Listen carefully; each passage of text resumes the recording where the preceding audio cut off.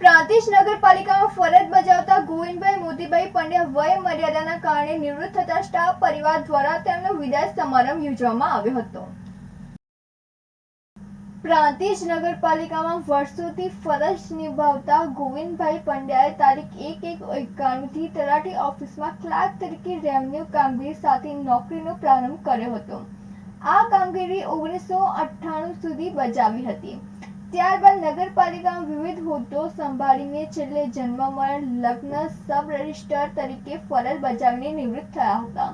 નોકરી દરમિયાન તેમણે નગરપાલિકામાં ગુમાસ્તા ધારા ઇન્સ્પેક્ટર કમ વ્યવસાય વેરા ક્લાર્ક, રજિસ્ટ્રી ક્લાર્ક, દબાણ વિભાગ, સેનિટેશન વિભાગમાં સેનેટરી ઇન્સ્પેક્ટરની જવાબદારી તેમજ આરોગ્ય વિભાગ અને વિવિધ વિભાગોની જવાબદારી વફાદારી અને સહનિષ્ઠાપણે નિભાવી હતી. વધુમાં તેમણે ઇલેક્શનની કામગીરીમાં વસ્તી ગણતરીની જવાબદારી 2011માં સંભાળી હતી. કોવિડ 2019માં તેમને કોવિડની શ્રેષ્ઠ કામગીરી બદલ સન્માનિત કરવામાં આવ્યા હતા.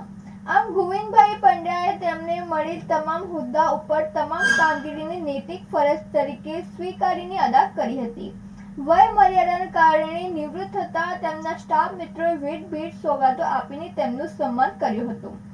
આ પ્રસંગે નગરપાલિકા ઉપપ્રમુખ ગિરીશભાઈ પટેલ, દર્શક શાહ, વિપુલભાઈ, મહેશભાઈ તેમજ પિયુષભાઈ પટેલ ઉપરાંત ચીફ ઓફિસરે ઉપસ્થિત રહીને ગોવિંદભાઈને શુભકામનાઓ પાઠવી હતી. રતિલા ટેકવાણી સાથે નંદિની જોશી, સિટી ન્યૂઝ પ્રાંતિજ. ભાભરમાં દરબાર અને ઠાકોર સમાજના કેટલાક લોકો વચ્ચે ધીંગાણા મુદ્દે 7 આરોપીઓને પકડ્યા હતા.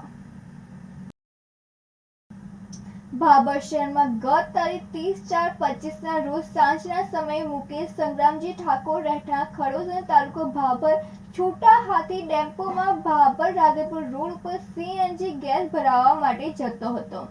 તે સમયે બાવનસિંહ વિષ્ણુભા રાઠોડ અને તેમના ભાણે વિજયસિંહ દાદુભા ઝાલા બલેનો કાર લઈને સુઈગામ સર્કલ તરફ જતા હતા.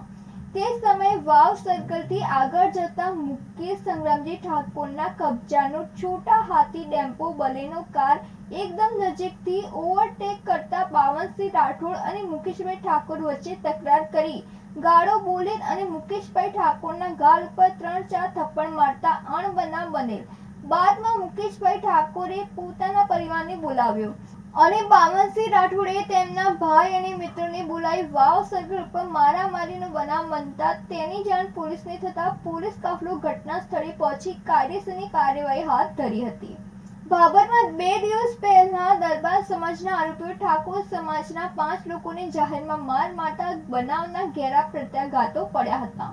બાદમાં બીજા દિવસે બનાસકાંઠા સંસદ સભ્ય ગિનીબેન ઠાકોર અને ભાજપના ધારાસભ્ય સ્વરૂપજી ઠાકોરની આગેવાની હેઠળ ઠાકોર સમાજની રેલી નીકળી હતી અને બાદમાં રેલીમાં કેટલાક અસામાજિક તત્વોએ ભર બજારમાં નિર્દોષ લોકોને માર મારી ધંધાને નુકસાન કરતો બનાવ પણ નિંદાપાત્ર બન્યો હતો, જેના પગલે દરબાર અને ઠાકોર સમાજમાં ઉશ્કેરાટ વધ્યો હતો. બનાસકાંઠા જિલ્લા પોલીસ વડાએ અલગ અલગ ટીમો બનાવી અને ચુસ્ત બંદોબસ્ત ગોઠવી પરિસ્થિતિને રાબેતા મુજબ કરી છે. ભાભરમાં એક ઠાકોર સમાજનો અને એક દરબાર સમાજના 2 પરિવાર વચ્ચેનો ઝઘડો કેટલાક લોકોએ સામાજિક બનાવી ઉશ્કેરણીજનક સોશિયલ મીડિયામાં મેસેજ અને ભાષણોએ સમાજ વચ્ચે વૈમનસ્ય ઊભું કર્યું હતું.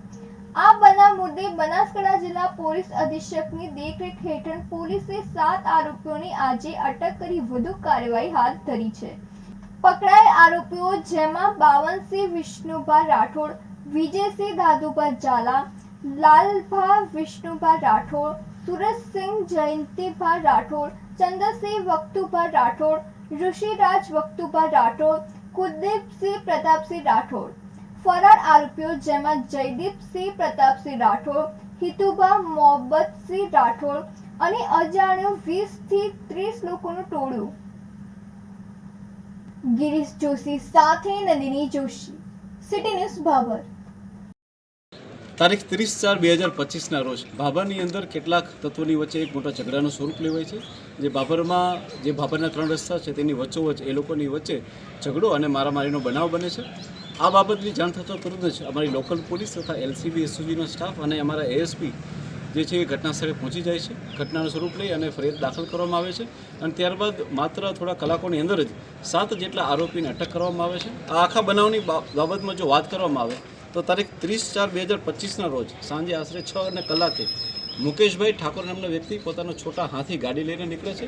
ત્યારે તેની સાથે જે છે એ બલેનો ગાડીમાં ચાલક બાવનસિંહ વિષ્ણુભા રાઠોડ તથા તેમની સાથે તેમના ભાણેજ વિજયસિંહ ઉર્ફે પિન્ટુભા દદુભા ઝાલા જે છે એ ગાડી માત્ર અડી જવાના નાનકડા બનાવમાં બંનેની વચ્ચે એક ઝઘડો થાય છે અને બંને એકબીજાની સાથે ઝપાઝપી જેવો બનાવ કરે છે.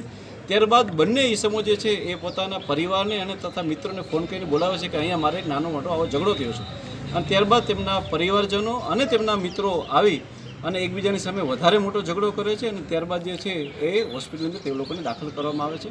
આ ઘટનાની જાણ થતાં પોલીસે આની અંદર ફરિયાદ દાખલ કરી છે, જે BNSSના સેક્શન 115(2), 118(1), 118(2), 109(1), 189(2), 191(2), 193(3), 190, 296(b) અને 351(3) મુજબ દાખલ કરવામાં આવી છે અને પોલીસે અત્યાર સુધીમાં પોતાના નેટવર્કનો ઉપયોગ કરીને અને ટેકનિકલ એનાલિસિસ દ્વારા 7 જેટલા આરોપીઓ એટલે કે બાવનસિંહ વિષ્ણુભા રાઠોડ, વિજયસિંહ પિન્ટુભા ઝાલા, લાલભા રાઠોડ, સુરતસિંહ જયંતિભા રાઠોડ, ચંદનસિંહ વખતુભા રાઠોડ, ઋષિરાજ વખતુભા રાઠોડ અને કુલદીપસિંહ પ્રતાપસિંહ રાઠોડને પોતાના માધ્યમથી પકડી લીધા છે અને હાલમાં તેઓને જે છે રાઉન્ડ અપ કરેલા છે.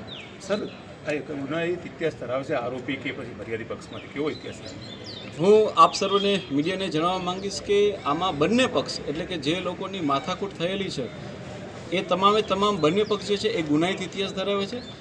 જે વ્યક્તિ જે છે એ મુકેશભાઈ સંગ્રામભાઈ ઠાકોર અને તેના પિતા જે છે સંગ્રામભાઈ ઠાકોર એ આની પહેલાં પણ અનેક આવા બોડી ઓફેન્સના ગુનાઓમાં આવેલા છે. સંગ્રામસિંહના જે દીકરાઓ છે એટલે કે નવગણ સંગ્રામજી ઠાકોર, મીઠાજી સંગ્રામજી ઠાકોર, વિક્રમજી સંગ્રામજી ઠાકોર એ જે છે આની પહેલાં પણ બોડી ઓફેન્સના ગુનામાં દાખલ થયેલા છે.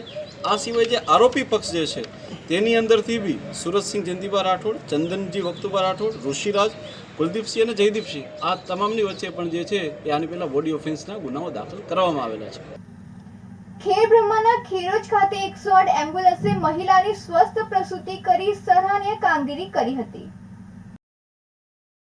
સાબરકાંઠા જિલ્લામાં ખેડબ્રહ્મા તાલુકાના ખેરોજના કાંતાબેન ખોખરિયાની 108 એમ્બ્યુલન્સે સફળ પ્રસૂતિ કરાવી સરાહનીય કામગીરી કરી છે.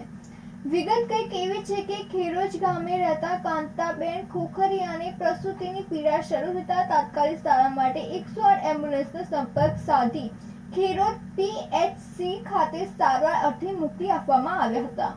ત્યાં તેમની સારવાર દરમિયાન બાળક ઊંધું થઈ જતા તેમને ખેડબ્રહ્મા સિવિલ ખાતે મોકલવાની ફરજ પડી હતી.